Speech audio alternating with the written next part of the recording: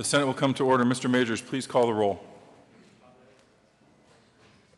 Senators Aguilar, Baumgardner, Carroll, Cook, Crowder, Donovan, Garcia, Grantham, Guzman, Heath, Hill, Hodge, Holbert, John, Johnston, Jones, Kafalis, Kerr, Lambert, Lundberg, Marble, Martinez-Humanic, Merrifield, Neville, Newell, Roberts, Scheffel, Scott, Sonnenberg, Stedman, Tate, Todd, Ulibarri, Woods. Mr. President. Here. With 35 present, 0 absent, 0 excused, we have a quorum. Colleagues and guests and staff, please stand and join us in the Pledge of Allegiance.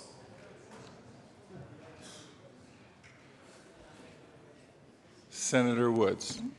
Thank you, Mr. President. Colleagues, guests, stand and join me in the Pledge of Allegiance. I pledge allegiance to the flag of the United States of America and to the republic for which it stands, one nation under God, indivisible, with liberty and justice for all. Senator Scott.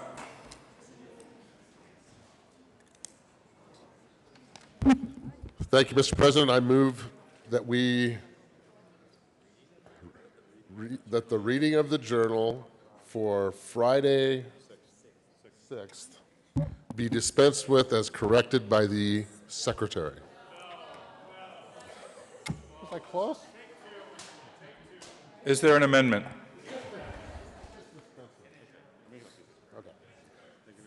Thank you, Senator Mr. Scott. President. I move that the reading of the journal of May 6th be dispensed with and the journal be approved as corrected by the Secretary. How nice of you to quote the Majority Leader.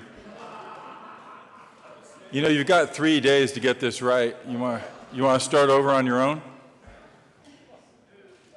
We don't have that kind of time. You have heard the motion as shared by Senator Scott, delivered from the Majority Leader. All those in favor say aye. Those opposed, no. The ayes have it. The motion is adopted and the journal is approved. Senate Services. May 9, 2016, correctly printed. Senate Bills 214, 215, 216, 217, and 218, correctly engrossed. Senate Bills 197, 213, 215, and 217. Senate Joint Resolution 34, correctly re-engrossed. Senate Bills 194, 196, 198, 200, 210, and 212. Correctly revised. House Bills 1222, 1267, 1321, 1426, 1438, 1439. House Joint Resolution 1025. Correctly revised. House Bills 1031, 1040, 1047, 1077, 1112, 1117, 1160, 1175, 1194, 1211, 1234, 1261, 1286, 1288, 1289, 1290, 1328, 1345, 1362, 1386, 1398, 1404, 1422, 1424, 1429, and 1440.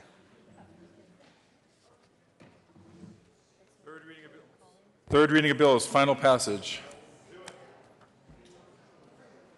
Mr. Majors, please read the title to Senate Bill 215. Senate Bill 215 by Senator Tate and Representative Young concerning modifications to the implementation of the state's payroll system that will allow all state employees to be paid twice a month. Senator Tate. Thank you, Mr. President. I kindly move Senate Bill 215 on third reading and final passage and ask for an aye vote. Is there further discussion? Senator Holbert. Thank you, Mr. President. First, I want to start by asking for a yes vote and aye vote on 215. Also to thank the sponsor for his patience as the Finance Committee worked through some lack of clarity, requests for more understanding from the Department of Personnel Administration, and that. Colleagues, we're on third reading. Staff, guests, this is the time that the chamber needs to be quiet. Staff, please take your conversations out of the chamber during third reading. Senator Holbert. Thank you, Mr. President. Again, I asked for an aye vote on Senate Bill 215. I believe the Chair of Finance will provide some more insight, but it was a bit of a struggle getting the information that we needed, but that information came. And I want to express my appreciation to the Department of Personnel Administration for facilitating a very detailed conversation. Also, folks in information technology who are working on this project. And moving forward with Senate Bill 215 will allow state employees to be paid twice monthly. There was quite a bit of confusion or doubt, question about how money was being spent, and we need to be accountable to our constituents. And that information has been provided, and I'm comfortable moving forward on 215, and again, ask for an aye vote. Is there further discussion? Senator Neville? Thank you, Mr. President. Colleagues, as the senator from Douglas County stated, originally we had this bill come up and we listened and asked for information several times, and it was a little frustrating for the committee. I think for everybody on the committee. We actually ended up, the first bill actually ended up PIing it. And then to everybody's good work effort, we did get the information that we had requested. It was very thorough. I think these are some of the learning, just little learning curves that we have, but making sure that we understand that the taxpayers' dollars are extremely important, and we're going to be very, keep a very fixed eye on those things, and I think everybody involved knows, and so we reached a good end, so I urged an aye vote, and we'll move this forward, and we'll be in a better place next year. Senator Lambert. Thank you, Mr. President. I just have a question for the bill sponsor, because as I recall last year, OSPB came in during the last week of the session and was trying to buy some new software, payroll software, that would shift us to a biweekly payment schedule. And I'm wondering why this is different. We've just been, I don't have an answer. I don't know if you have an answer, but if you could explain how this is different from the bill last year. Thank you. Senator Tate. Thank you, Mr. President. To answer that question from my colleague, it's not different. It's extending the deadline. Like all college, high school seniors struggling to get a term paper, sometimes they don't get it done on time. It happened that way with HRIS system procurement. They're having to redo that effort, and as associated with that redoing the effort, we need to extend the deadline 1 year, and that's what this bill does. Is there further discussion? Seeing none, the motion before the body is the adoption of Senate Bill 215 on third reading and final passage. Are there any no votes? Senator Baumgardner. Senator Hill.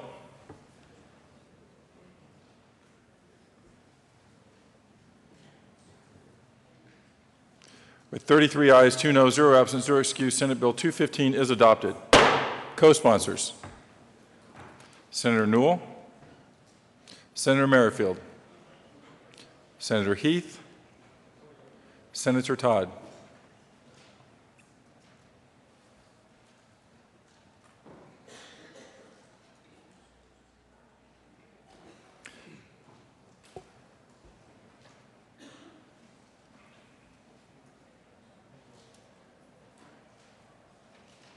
Mr. Majors, would you please read the title to Senate Bill 217? Senate Bill 217 by Senator Hill and Representative Williams concerning measures to expedite the litigation of workers' compensation claims. Senator Hill. Thank you, Mr. President. I move Senate Bill 217. Is there further discussion?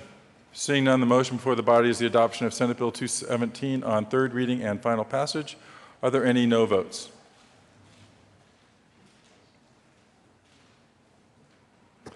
With 35 ayes, 0 no, 0 absent, 0 excused, Senate Bill 217 is adopted. Co-sponsors, Senator Crowder, Senator Cook, Senator Woods, Senator Tate.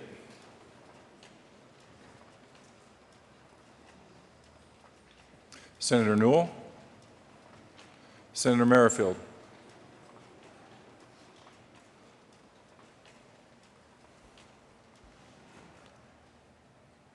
Mr. Majors, would you please read the title of House Bill 1438?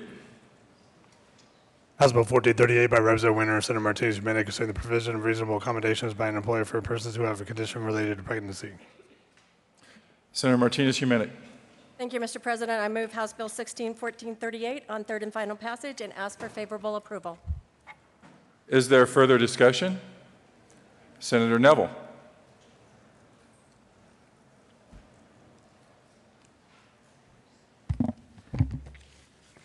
Thank you, Mr. President.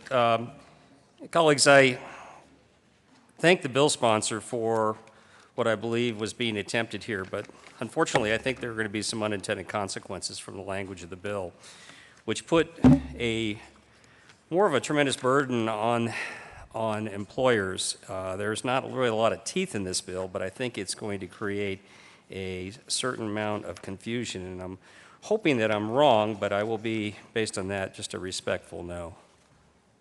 Is there further discussion? Seeing none, the motion before the body is the adoption of House Bill 1438 on third reading and final passage. Are there any no votes? Senator Neville, Senator Hill, Senator Marble, Senator Cook, Senator Sonnenberg, Senator Lundberg, Senator Lambert, Senator Holbert, Senator Baumgardner, Senator Scott, Senator Grantham,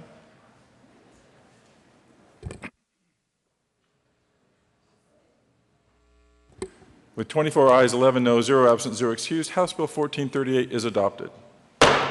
Co-sponsors, Senator Heath, Senator Roberts, Senator Carroll, Senator Donovan, Senator Hodge, Senator Newell, Senator Aguilar, Minority Leader Guzman, Senator Ulibarri, Senator Stedman, Senator Kafalis, Senator Kerr, Senator Merrifield, Senator Todd, Senator Garcia, Senator Jones, Senator Johnston.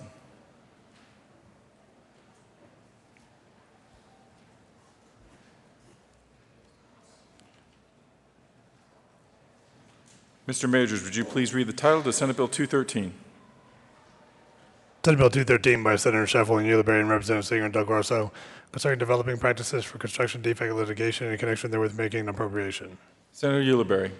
Thank you, Mr. President. I move Senate Bill 213 on third reading and final passage and ask for a favorable approval. Is there further discussion? Senator Woods. Thank you, Mr. President. I just really want to thank the sponsors on this bill for their ongoing fight on this topic. It is such a necessary thing for our state that we look at this issue and we continue to fight it. And I hope that we have people in the chamber willing to continue this after you're gone and the majority leader is gone. You guys have done yeoman's work, and I applaud you. I will be supportive of this bill, but it falls far short of what the fix is we really need. And so I just wanted to say thank you for that. Is there further discussion? Senator Neville. Thank you, Mr. President. Colleagues, I do thank the sponsors for bringing this note. This might be the theme of the morning. We'll see how it all goes. But again, I will be a respectful no. We've worked through this issue for the last couple of years. I think we've had some opportunities to move forward, and I know that there are some other bills that are coming forward that are supposed to address current concerns or whatever from the other side. But when we, at the end of the day, when we decide to kick the can down the road and do a study, I mean, some people might feel very good about this. This is a compromise situation. Personally, I don't. I respect that this might end up with something that's positive down the line. I hope it does, but again, I'll be respectful no. Is there further discussion? Mr. Majority Leader. Thank you, Mr. President. I know we were in a bit of a hurry when we were on second, so just wanted to take a second to chat about this. The topic of construction defects continues to attract a lot of attention at this building. It's complex, involves a lot of different parties. What 213 does, which I think is important to at least keep in mind, for a number of years, and we've actually done incremental legislation, but the focus has been on this, the product of this building and the parties involved. So typically that's three main parties. You've got plaintiffs, defense, and insurance. Those are the three main folks, and then around that are and represented by those in some combination are the developers, the workers, the subcontractors, the general contractors, and all that. What 213 does is it's an attempt to take a step back and bring in the judicial department. All these battles are fought out in our judicial division in our courts. And so what this does is call upon and empower the Supreme Court to, true as my colleague said, put together a study group, but the story doesn't end there. And if you look at the deadlines and the timetable in this, it's actually pretty tight for action upon this by the judicial. After bringing in experts to study this, which I think is appropriate given the severity and the complexity of this issue, then are authorized to put together a pilot program. And again, the theme of that will be to provide a forum, a litigation forum, where these disputes can be litigated and resolved quickly. That's the theme of these. When you study this area, the constant theme is we wish this system would move quicker in a more sophisticated manner. So it infuses sophisticated judicial folks to preside over these hearings, and then it allows them to go faster to get to resolve. The cost of this, the extreme cost and time, is due to how long these take. The litigants want to find out whose fault it is, who's paying for it, what's the fault, can we get it fixed, figure out who's paying for it, and move on down the road. That's what will ultimately help the construction defects issue, and so I believe 213 can be a piece of the puzzle that helps solve that. Ask for an aye vote. Is there further discussion? Seeing none, the motion before the body is the adoption of Senate Bill 213 on third reading and final passage. Are there any no votes? Minority Leader Guzman, Senator Jones, Senator Carroll, Senator Garcia, Senator Newell, Senator Kerr, Senator Merrifield, Senator Neville, Senator Marble, Senator Aguilar, Senator Donovan,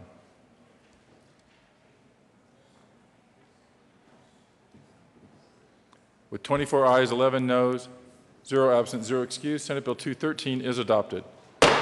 Co-sponsors, Senator Crowder, Senator Martinez-Humenick, Senator Cook, Senator Roberts, Senator Hill, Senator Tate, Senator Baumgardner,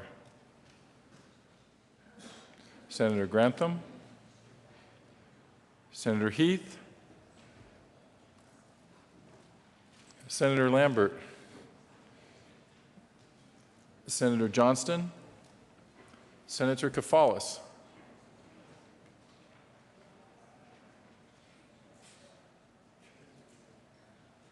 Senator Woods,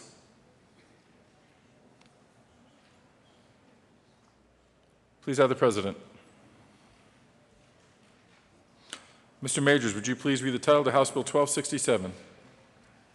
House Bill 1267 by Representatives Lee and Fields and Senators Woods and Carroll concerning the Colorado Veteran Service Career Pilot Program in connection with creating a grant program through the Department of Labor and Employment to aid workforce centers in supporting veterans and their spouses seeking new employment and careers and making an appropriation. Senator Woods. Thank you, Mr. President. We move House Bill 1267 and ask for an aye vote. Is there further discussion? Seeing none, the motion before the body is the adoption of House Bill 1267 on third reading and final passage. Are there any no votes? Senator Baumgardner, Senator Neville, Senator Marble, Senator Sonnenberg, Senator Holbert,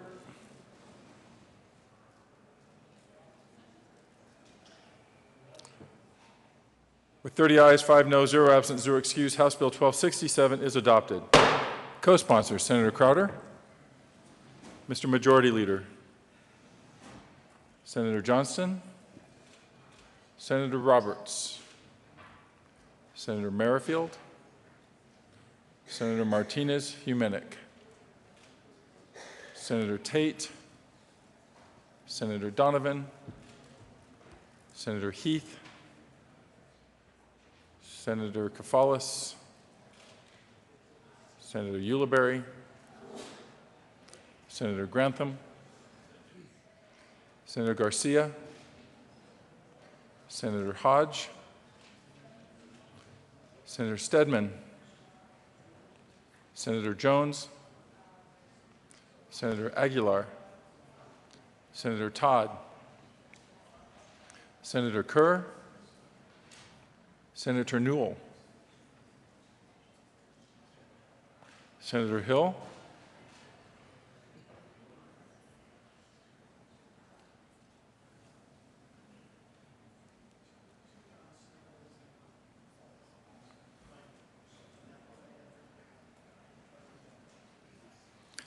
Mr. Majors, would you please read the title of House Bill 1222?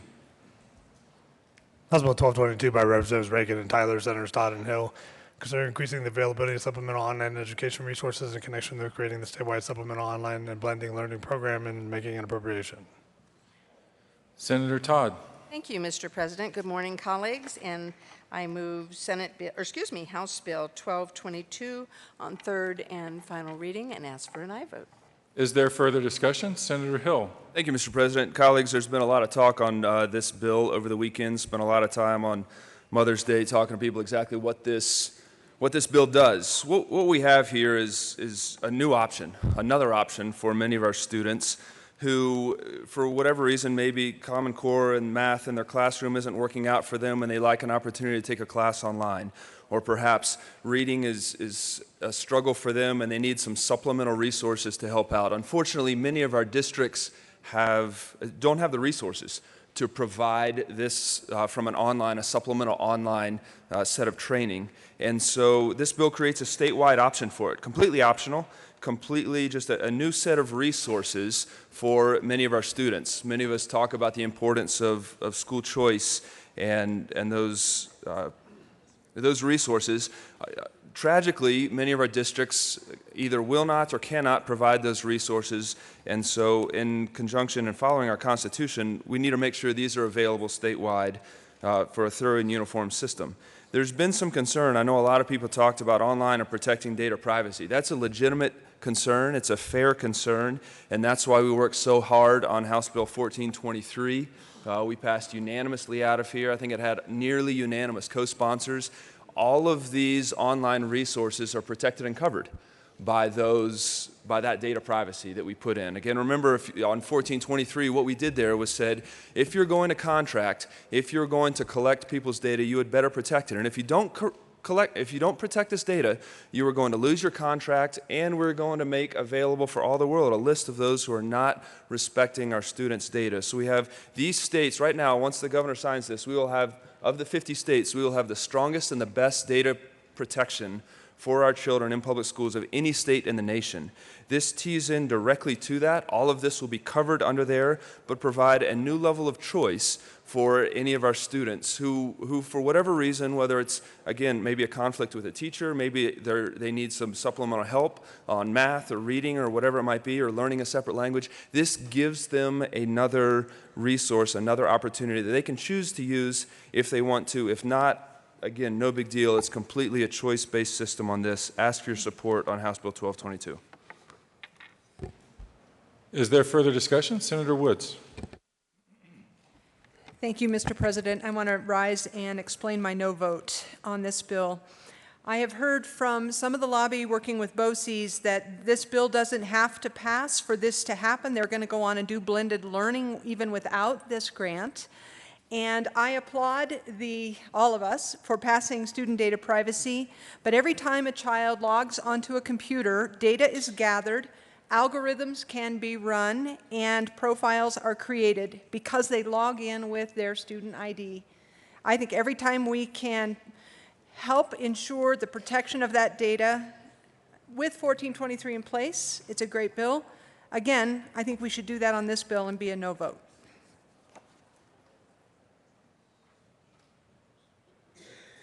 Senator Newell.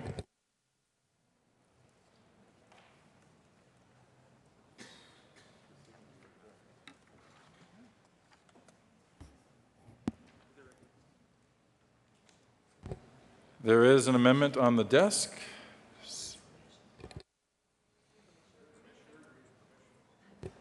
Yes, permission. Senator Newell.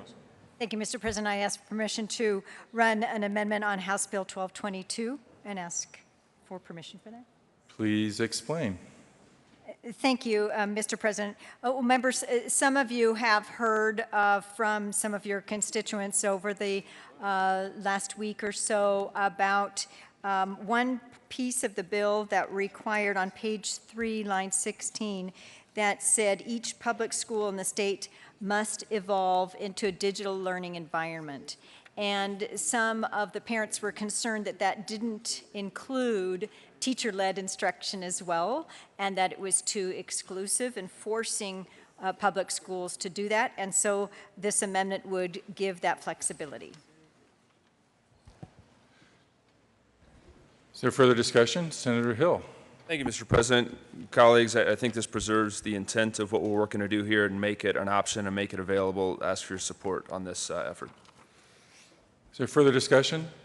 Seeing none, the motion is to grant permission to offer this third reading amendment. All those in favor say aye. Aye.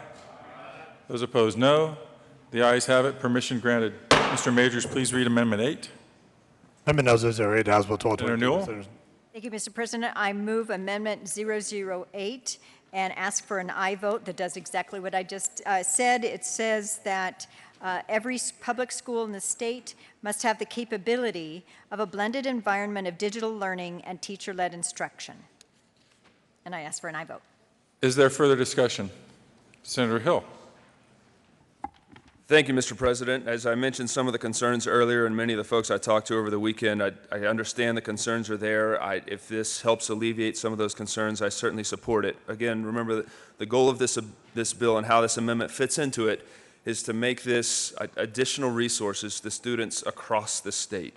This is not a mandate on how folks are supposed to behave or telling them how their classrooms are run or what curriculum they're using, just making sure that every single one of our students has resources. So for whatever reason, if their current education experience isn't giving them exactly what they feel they need, and potentially online resources are an option for them and they choose to do that, we're making them available.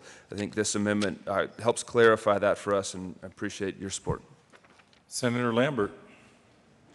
Thank you, Mr. President. And I'd like to ask a question of the last speaker, please. We have some charter schools in the state, I believe, that are fully online. It would seem that this amendment would eliminate that or would require them to have teacher-led instruction unless we're talking about an online system that already includes that.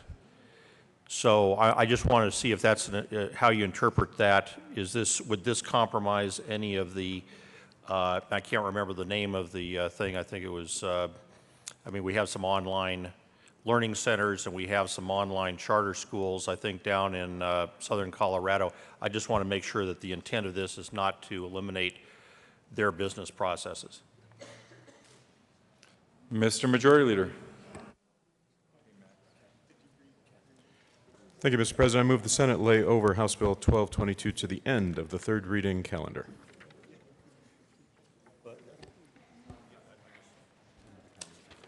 You've heard the motion. All those in favor say aye. Those opposed, no. The ayes have it. House Bill 1222 will lay over until the end of the third reading calendar. Mr. Majors, please read the title to House Bill 1321. House Bill 1321 by Representative Young and Senators Merrifield and Tate concerning Medicaid buy-in for persons eligible for certain Medicaid waivers in connection with making an appropriation. Senator Merrifield. Thank you, Mr. President. I move Senate Bill 1321 on third reading and ask for your approval. Is Senator Tate. Just to offer a minor correction, House Bill 1321, kindly ask for an aye vote at this time on third reading and final passage. Is there further discussion? Seeing none, the motion before the body is the adoption of House Bill 1321 on third reading and final passage. Are there any no votes? Senator Baumgartner? Senator Sonnenberg? Senator Neville? Senator Cook? Senator Marble? Senator Holbert?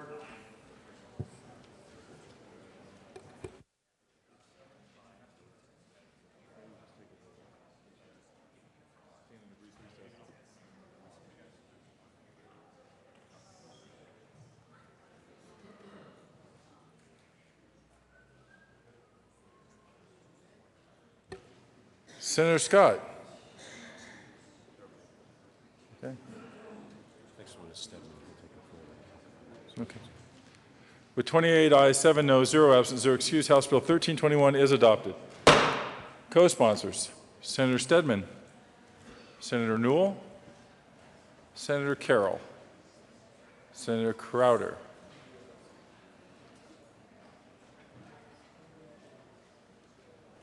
Senator Kefaulis. Co-sponsors on 1321, Senator Johnston, Senator Aguilar, Senator Heath, Senator Kerr, Senator Jones,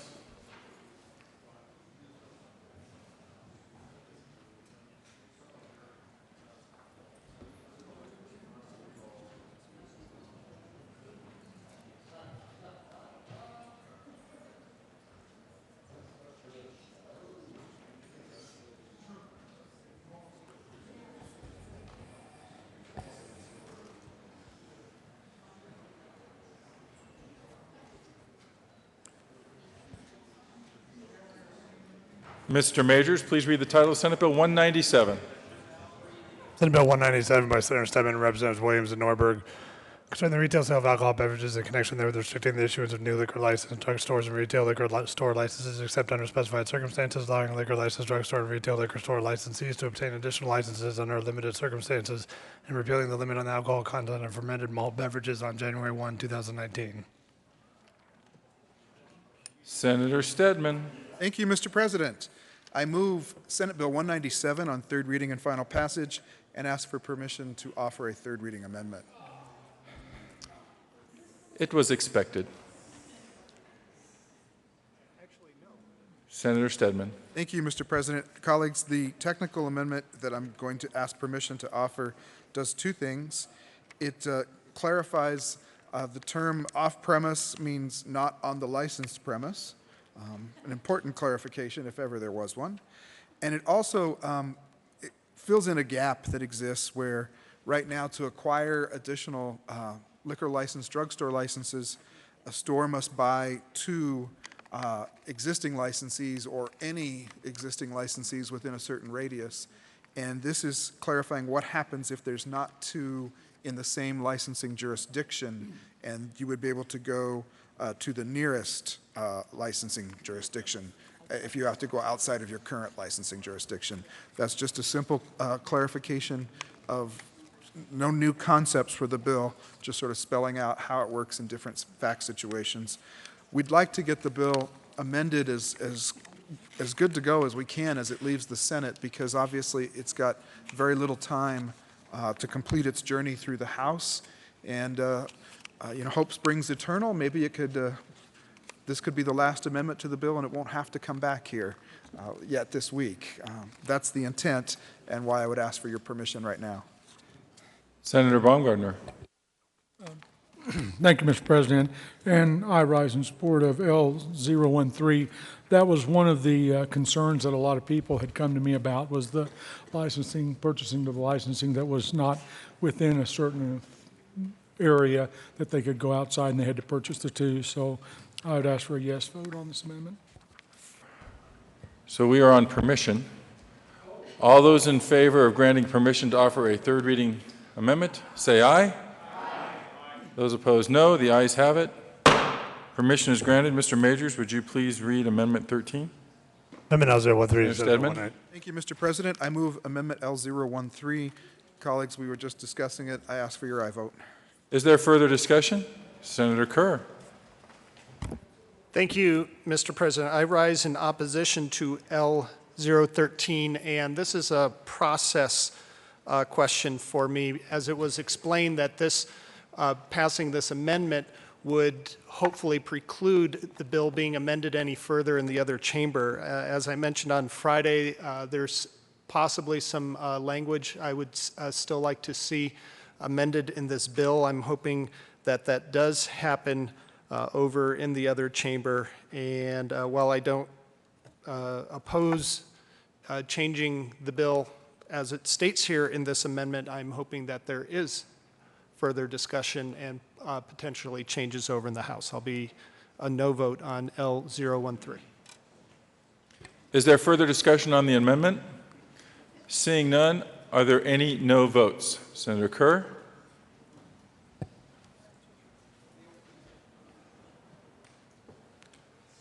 With 34 ayes, 1 no, 0 absent, 0 excused, Amendment 13 is adopted.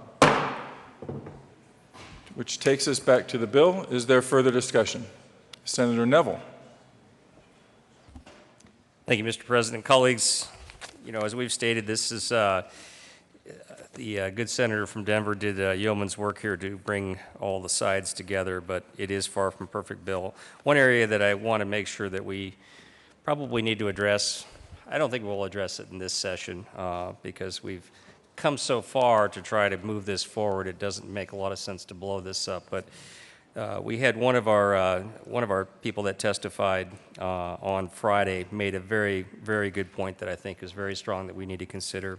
The response to the retail stores, the grocery stores versus the liquor stores and the number of licenses.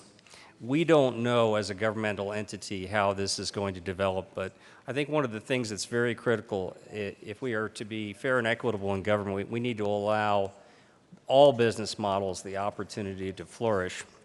And so in this bill, there are a couple of things. Grocery chains get a total of 5 licenses as of January 1st, and current licensees will only get, current liquor licensees can only get 1 more for a total of 2. 5 years later, same grocery stores get an additional 3 stores for a total of 8. Again, the current retailers receive 1 more for a total of 3. And then in 2027, the grocery store chains will get 5 more for a total of 13, while current retailers get 1 more for a total of 4.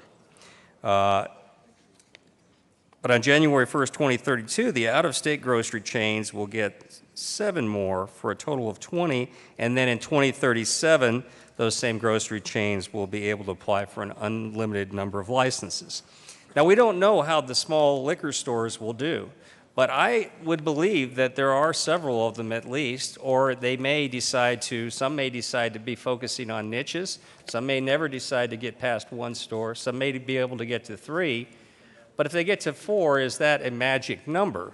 That's a magic number that government has set out there, and I believe that we shouldn't set a magic number. At some point, we should allow parity. But again, I support the bill today. We're not looking to, I am not going to carry an amendment on this, but I think it's something that we need to remember for next year, and we need to focus on the opportunity for some of those retailers, if they do in the future, at some point, wish to expand. Understand why there's a hesitancy on this, and I get it. It's the fear of the unknown in the future, but at some point, we should allow that cap is for the correct number for that, or should there be no cap? Again, that's something we'll probably return to, but good bill. Vote aye. Senator Heath. Thank you, Mr. President. Well, I just wanted to concur with what the previous speaker just said. We heard some really, I thought, compelling testimony from one small liquor store owner who felt that it was inequitable that in this case he was only able to add 1 additional license, whereas the larger stores were able to get 5, and then it gets further apart as we went along. I also agree. I'm totally supportive of passing this. I think we did a remarkable job getting there, but I do think I won't be here to deal with it, but I do think it's something this body ought to consider in the future. So again, I will be an aye vote, but it certainly was compelling testimony and something we ought to consider in the future. Thank you. Senator Holbert. Thank you, Mr. President. At the end of the session last year, there was quite a bit of time devoted to praising the efforts of some who participated in a bill that brought the two chambers and the two parties together. And I think it's fully appropriate that we take time to recognize that one of us has found a way to bring that kind of collaboration together between the two chambers, between the two parties, and the diverse number, large number of stakeholders that have an interest in the something like 85-year-old three-tier regulatory system of liquor in Colorado. I've heard from a lot of constituents who are looking at the ballot proposal in the fall as a free market solution, a move toward the free market. And I have tried to offer respectful disagreement with that perspective because the liquor industry is heavily regulated now, and if the ballot proposal were to be offered and if it were to pass, the liquor industry would continue to be heavily regulated, but it would be different. We would change those regulations, in my opinion, to benefit some and hurt others. And those who point to the free market say that's what the free market is, but I've tried to be consistent to point out that, in my opinion, that's using the heavy hand of government, the power of government, to effect change that otherwise would not happen. What we have in Senate Bill 197, to the credit of its sponsor, is a very well negotiated solution that I believe is far better than what is proposed to be on the ballot in the fall. It will move this industry to a more free market environment, and that is a good thing. And it will do so in such a way, in a very complex way, that the shareholders, those stakeholders who have worked so hard for so long, that they can each find a way to adapt to this change and prosper in the future. It does not have a heavy hand that I can find against one over another. For one over most is my concern with the ballot initiative. This is such a complex bill and such a technical issue that I find it truly a testimony to the bill's sponsor and his ability to bring this together. It's also a testimony to the stakeholders who are out there standing in the lobby and the business people all across this state who have invested their future as a liquor store, as a brewer, as a distiller, as a vintner, as a distributor, all of the participants in this complex regulatory system. They've come to the table, and as was mentioned earlier, there is one I know of that is asking for change, and we may still see that in the House. But this issue we have seen before has resulted in labels of war, beer wars. And we don't have that now. Over the weekend, I heard from constituents, well, what about this group? They don't oppose, or they don't support this, do they? And my answer was yes. They came and testified in committee, and yes, they do support it. And if you'd like to verify that, go speak to this person who represents that group. Well, this other group, they don't support this, do they? Are they at the table? Yes, they are. And I just, it deserves so much appreciation for the amount of work that's gone into this, that the bill sponsor has devoted, and again, all of those participants in the industry. And I think that what we have here in 197 is an opportunity to provide greater choice, greater flexibility, improve competition, and do so in such a way that we don't put people out of business just through the heavy hand of government. And I offer my thanks to those standing outside. Incredible, incredible job. What a heavy lift. But also to the gentleman from Denver. I think this is probably his last big bill of his legislative career. And I just don't have the words to express the admiration I have for him, for his ability to keep track of all of these highly technical issues in this complex bill, and to bring us a bill that doesn't just have majority support, it has very nearly unanimous support. Just, again, one person in the industry asking for a change that may or may not be significant. But to bring that through committee and find unanimous votes on this issue that has been so divisive in the past is something special. And I guess I'll just admit that I'm willing to pay the fine. Senator Stedman, congratulations and thank you. Your fine will be $3.2, since we won't be seeing that much anymore. Further discussion? Senator Kerr. Thank you, Mr. President.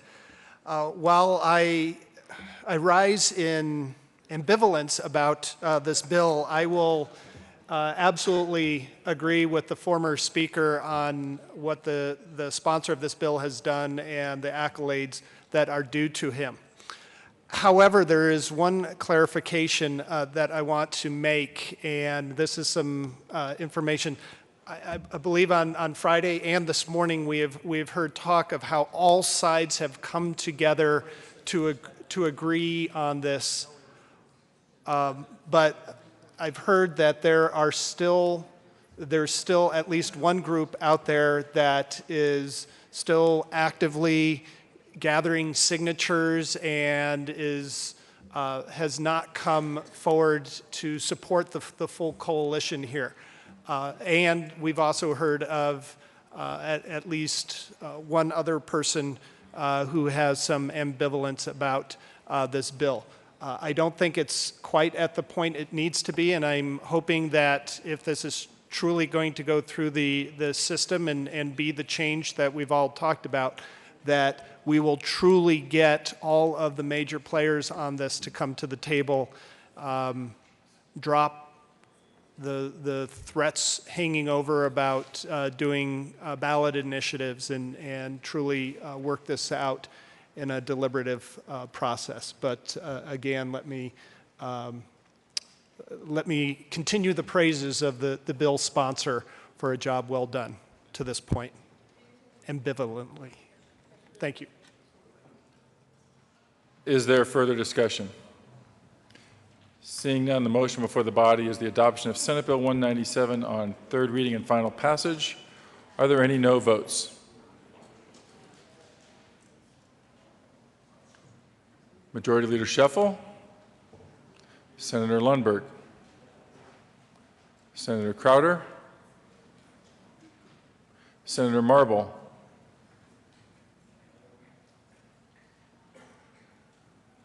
with 31 ayes, 4 no, 0 absent, 0 excused, Senate Bill 197 is adopted. Co-sponsors, Senator Holbert,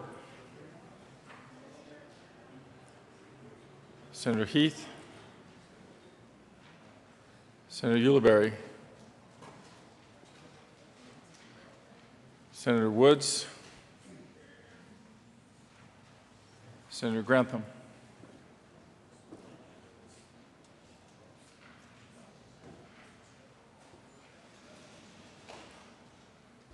Please add the President.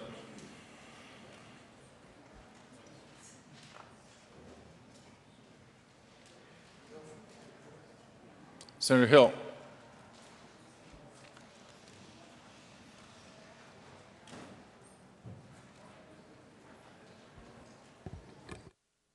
Get him up. There we go. Senator Martinez-Huminick. Senator Hodge. Senator Baumgardner. Co-sponsors.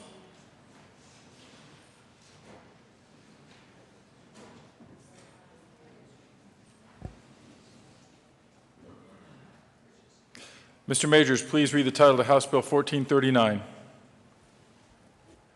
House Bill 1439 by Representative Garnett and Senator Holbert, concerning the creation of a new alcohol beverage license under the Colorado Liquor Code to permit a lodging and entertainment facility to sell alcohol beverages by the drink for consumption on the licensed premises in connection with allowing the holder of a tavern license to convert the tavern license to a lodging and entertainment license or other appropriate license under specified conditions. Senator Holbert.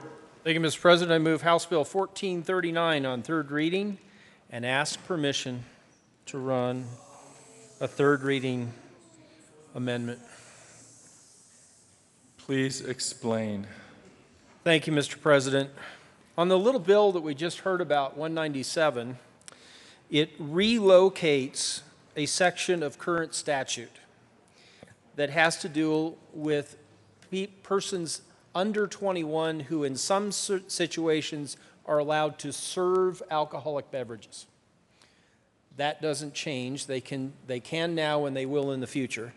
But with the little tiny bill that we just heard about, it moves in statute where that's the reference in statute. So the drafter has asked for this amendment so that the references in 197 and now in 1439 are in the same place. Because currently 1439 refers to it in its existing place. If 197 passes, it will be in a new place. So I ask permission to run an amendment on House Bill 1439 on third reading. The request is for permission for a third reading amendment. All those in favor say aye. Aye. Those opposed, no. The ayes have it. Permission granted. Mr. Majors, please read Amendment 2. Amendment Senator Holbert. Thank you, Mr. President. I move L002. Is there further discussion? Seeing none, are there any no votes?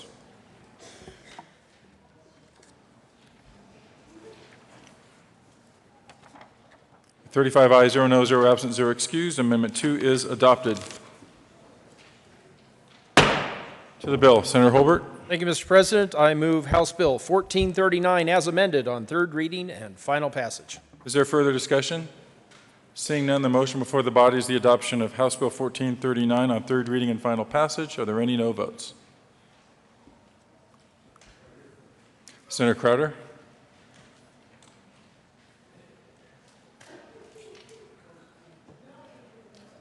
With 34 ayes, 1 no, 0 absent, 0 excused, House Bill 1439 is adopted. Co-sponsors.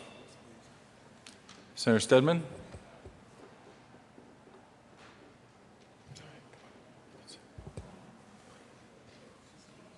Senator Woods. Senator Kerr. Senator Hill. Senator Merrifield. Senator Todd.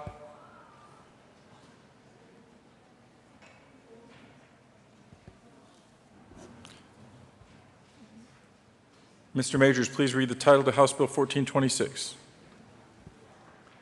House Bill 1426 by Representatives Peterville and Willett, Senators Tate and John, concerning intentional misrepresentation of entitlement to an assistance animal. Senator Tate. Thank you, Mr. President. I kindly move House Bill 1426 on third reading and final passage and ask for an aye vote.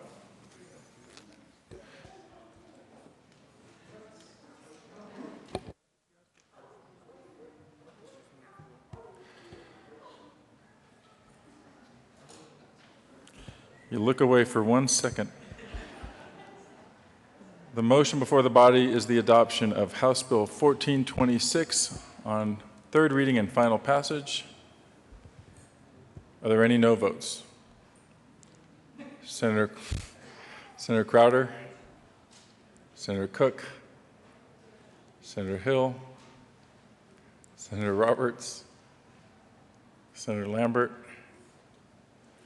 Senator Scott, Senator Lundberg, Senator Baumgartner, Senator Holbert,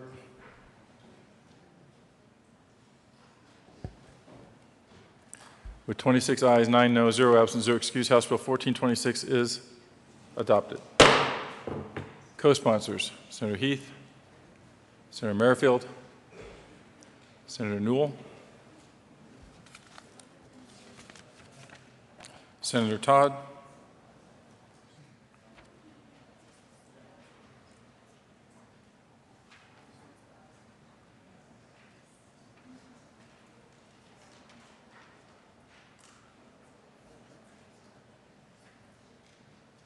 Mr. Majors, would you please read the title to House Bill 1222? House Bill 1222 by Representatives Reagan and Tyler, Senators Todd and Hill, concerning increasing the availability of supplemental online educational resources in connection therewith creating the statewide supplemental online and blended learning program and making an appropriation. Senator Todd. Thank you. Thank you, Mr. President. And as we were discussing House Bill 1222, there was an amendment on the desk, and I will relinquish my time to the good senator from Littleton. Senator Hill. Thanks, Mr. President. I move House Bill 1222. Is there further discussion? Senator Newell. Thank you, Mr. President. Well, I believe I moved Amendment 008, and I need to withdraw that because the drafter found a better way to say it.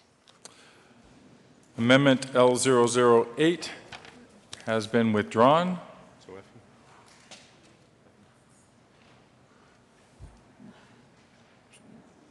Senator Crowder.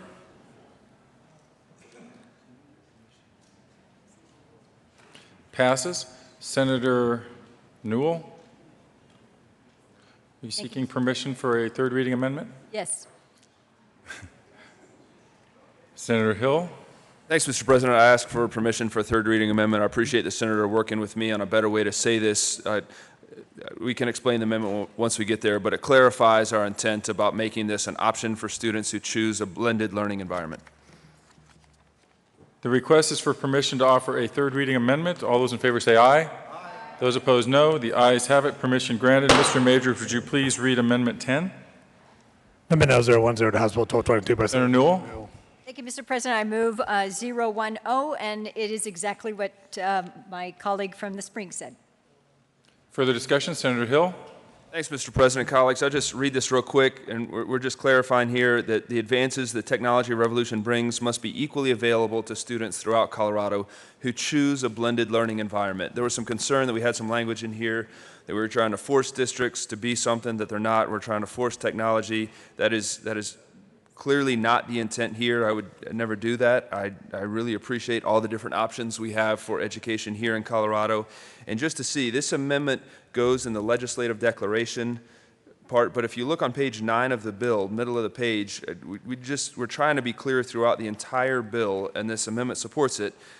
Starting at line 18 says, each school district, charter school, and BOCES may determine the extent to which it participates in the statewide plan. Again, we're making a statewide resource available for places where there aren't the resources to do that, and we're clarifying this is one more choice that your children can have, but nowhere are we requiring this to happen. All the data privacy protections exist, and this amendment helps clarify and further that message. Senator Lambert. Thank you, Mr. President. I'd just like to thank the amendment sponsors for the clarification. I'll be asking for a yes vote on L010. Further discussion? Seeing none, the motion before the body is the adoption of Amendment L010. Are there any no votes? With 35 ayes, 0 noes, 0 absent, 0 excused, the amendment is adopted. We are now on the bill. Is there further discussion? Senator Crowder. Thank you, Mr. President. I just had a question for the sponsors. We already have this in rural Colorado. I'm not sure exactly what we're doing here. By doing this, does that mean, since we have this now, does that mean that other schools in the metro area do not have it? Or I guess I'm confused as why the bill is even in existence when we already have it. And, just a point of curiosity. Is there further discussion? Senator Hill. Thanks, Mr. President. Senator, thanks for the question. It does exist in some areas. Right now, you are able to do this, but it takes resources and it takes options, and many of our districts actually have challenges to provide these kind of resources. We recognize, I've heard from so many of my constituents, some of them are even doing kind of a part homeschool program, and they're doing a part traditional school program, or they're doing this whole blended learning. There are resources that some of our students don't have, and so we said, well, rather than having a bunch of different hodgepodge areas that are making this available, how do we make a set of resources available across the board for all of our students students that they can choose to take advantage of if they want to. Everything from online math to reading to language learning, making all of these available. So, Senator, this certainly should help your districts. It should help every single one of our children who choose to go down this path. Senator Todd? Thank you, Mr. President. And currently, it is serving over 30 small rural districts, and the hope with passing this bill is that we can extend it to over 50 small rural districts. And so when you think about currently about 300 students are taking about 500 classes right now, and so being able to expand that to about 1,000 students. So again, this is equalizing the playing field for students that are in rural areas that cannot take and cannot access, and again, back to a previous bill that has been passed out of the Senate, to make sure that we have teachers in rural districts, but in many cases, we don't have a teacher that is teaching all of the different areas. By offering an online or a blended type learning experience for students, it opens that learning opportunity. That's what this bill is about. It is about giving those students in the rural areas a greater opportunity for educational experiences that many of the children in the metro area already do experience. Senator Sonnenberg. Thank you, Mr. President. Well, then that brings up the question, if there's 30 school districts already doing it without the extra money, why all of a sudden do we have extra money being thrown at maybe 20 more districts? Fact of the matter is that they are doing this. We don't need a bill to do this. There's organizations out there that are already providing those services. What we're doing is taking money away from the classroom, money that should go into these schools and allow these small rural schools to determine where they want to put the money instead of have a one-size-fits-all for all of the state of Colorado, as was said. Members, let's leave it in the classroom. Let's put this money and give the schools the discretion to determine what they want, rather than tell them this is a program they need. I ask for a no vote. Senator Heath. Thank you, Mr. President. Well, I'm going to be a strong supporter of this, and I had a perfect example and reason why I'm supporting it this weekend. Our grandson, his family moved from a metropolitan school district to a smaller rural district, and he was studying German. And the school district he went to did not have a German language, certainly not an advanced German program. And I would say to you that there is no way a school district could have an advanced German teacher for such a small district and for such small demand. He spent virtually all weekend working on his advanced German course. And it was a beauty to see, which would not be available to him. So I would wholeheartedly support this bill. I think is a perfect example of why this is important. Senator Neville. Thank you, Mr. President. Colleagues, I'm going to be respectful, no vote on this bill today also. I do agree with the good senator from Sterling. The opportunity is out there for districts. Right now, we provide per pupil funding to the districts. It's up to the districts to decide how they're going to use that. This does say CDLS charges schools and districts $200 per course, which helps cover the cost to provide licensed teachers to deliver digital curricula. I don't think this is a high barrier to providing various courses. However, each district must decide what's best for them. And when I look at this bill, the main thing it does, it says it expands the availability of online courses, increase the number of students enroll, et cetera, work with districts to create online and blended learning. But what it really does is it creates a full-time coordinator at the designated BOCES to implement these requirements at a salary and benefits cost of about $94,850 per year. And with overhead and everything else, it's about $100,000. That's what this bill does. So, colleagues, I'll be a no vote today. Is there further discussion? Senator Johnston. Thank you, Mr. President. I rise to support House Bill 1222 as a former principal and someone who's run a small school and visited a lot of rural districts. I think the question was raised we ought to instead put these dollars into the classroom. There is no place more directly to put dollars into the classroom than what you're proposing here, which is folks like my friend that spoke before know that one of the beauties of living in a rural community is you know everybody there. One of the beauties of those schools is that it is not 4,000 students in that high school. There are often 40 or 50 or 60, which also means there aren't 175 faculty members in that high school. There are often 2 or 4 or 5, which means if you are a student in one of those high schools and you love living in rural Colorado, you love the values and the family that connects you to, that is great. There's nothing wrong with you also loving to maybe want to learn French, or to maybe want to take BC Calculus, or to want to take Spanish 3, none of which will be available in a school that has 7 faculty members. I can tell you I ran a school with 700 students in Thornton, and I can tell you how hard it was to find one Spanish instructor in Metro Denver. If you want to find one to teach Spanish 1 through 4 in a high school of 50, that's going to be pretty tough to do. So the question is, should those students have access to that content if they want to? The only place to get that content in a lot of rural districts is going to be online.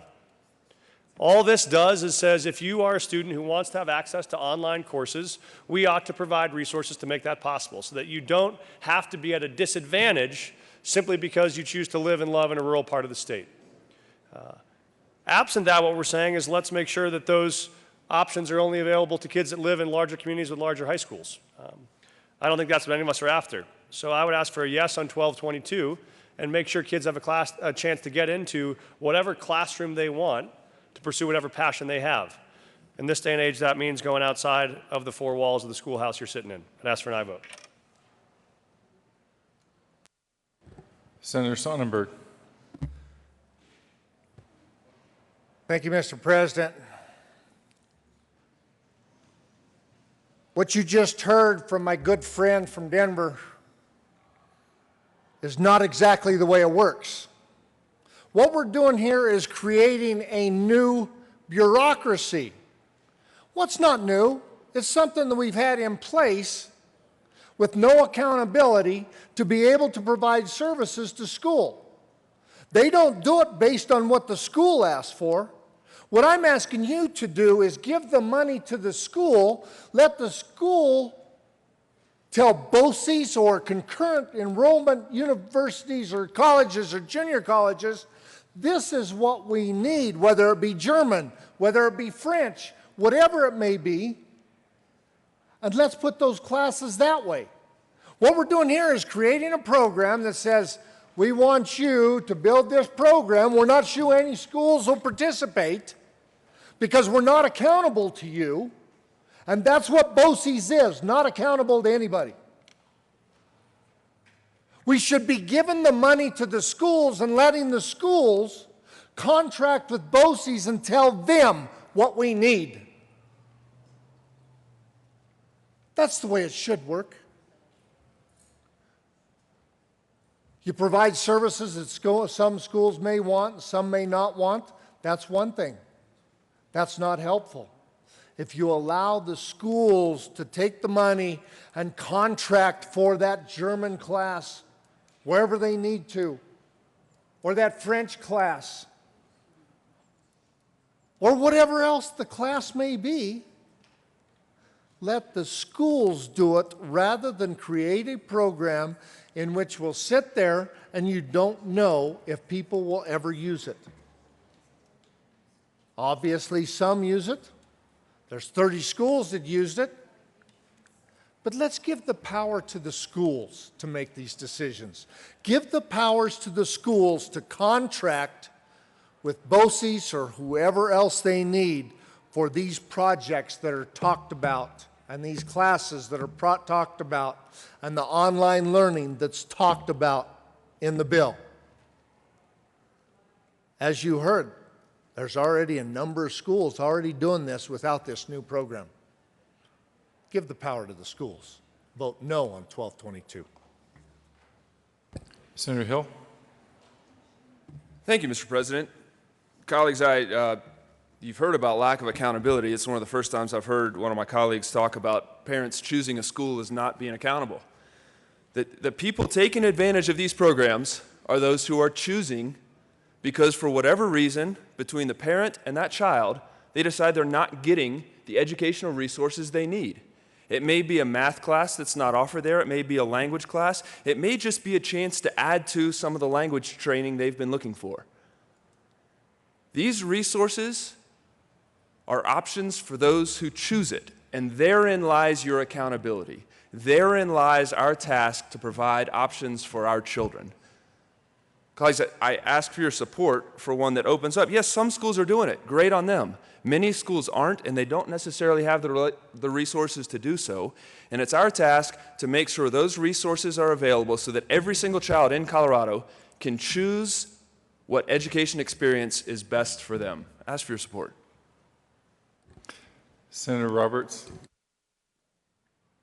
Thank you, Mr. President. And I just rise in support of the bill, representing 8 rural counties, rural remote counties, some of them with have one-room schoolhouse outside west of Cortez. This is the kind of thing that opens the doors for many students. It is student-driven.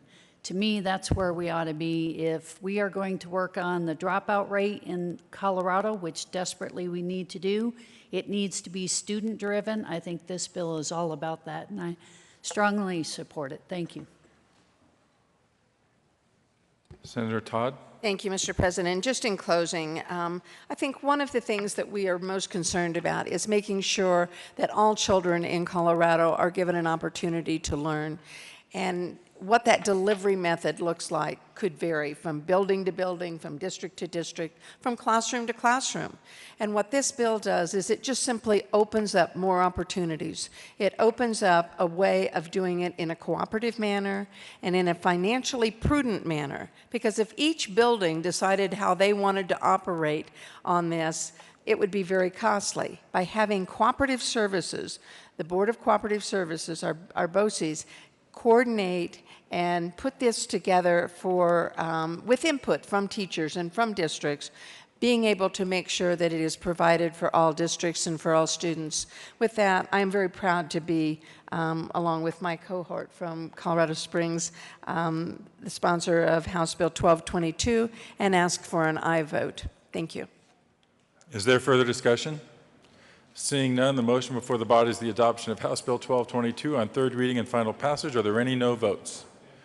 Senator Marble, Senator Tate, Senator Sonnenberg, Senator Neville, Senator Woods, Senator Holbert, Senator Baumgardner,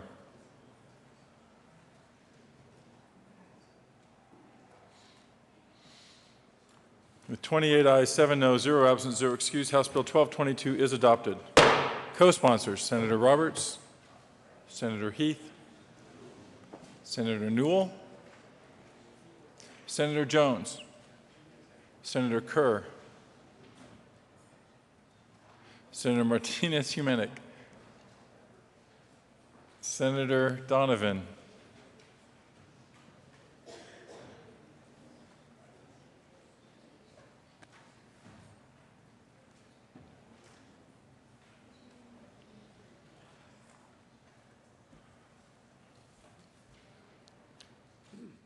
message from the lower body. May 9, 2016, Mr. President, the House has voted to recall Senate Bill 198 for purposes of reconsideration and request the return of the bill. The House has passed on third reading, Trust with Advisor Statute House Bill 1454 is amended. The House has passed on third reading, Trust with Advisor Statute House Bill 1460 is amended. Message from the reviser. May 9, 2016, we hear the transmit without comment as amended House Bills 1454 and 1460. Signing of bills. President signed House Bill 1423. Consideration of House amendments to Senate bills. Majority Leader Scheffel. Thank you, Mr. President. Colleagues, that concludes our morning work. We're going to recess here in a second and head to committees.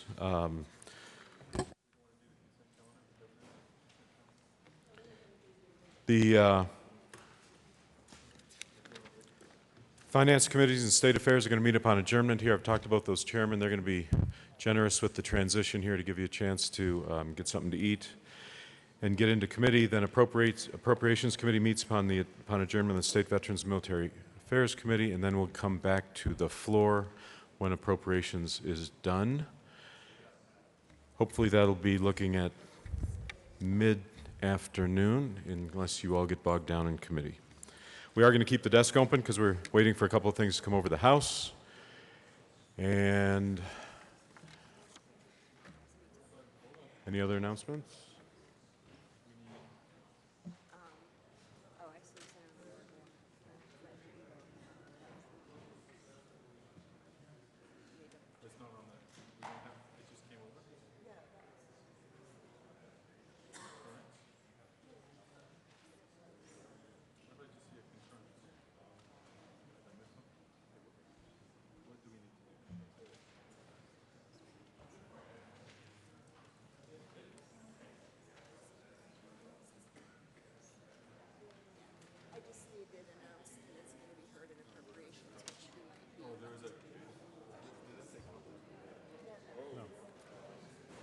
Severance bill.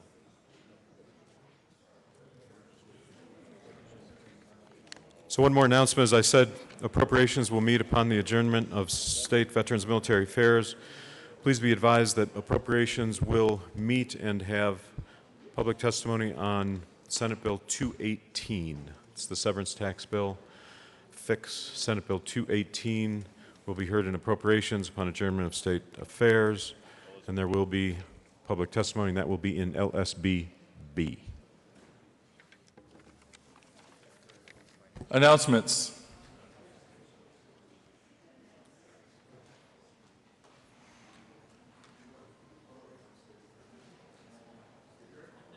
Senator Newell would like me to announce that she does not have one. Senator Majority Leader Scheffel. Thank you, Mr. President. As I said, as you transition to committees upon adjournment, colleagues, the chairman of State Affairs and Finance have indicated they'll be pretty generous in gaveling in, so you might look at around 12:15 to give you a chance to get something to eat. With that, Mr. President, I move Senate recess to 11:45. You've heard the motion. All those in favor say aye. Those opposed, no. The ayes have it. The Senate will stand in recess until 11:45 a.m.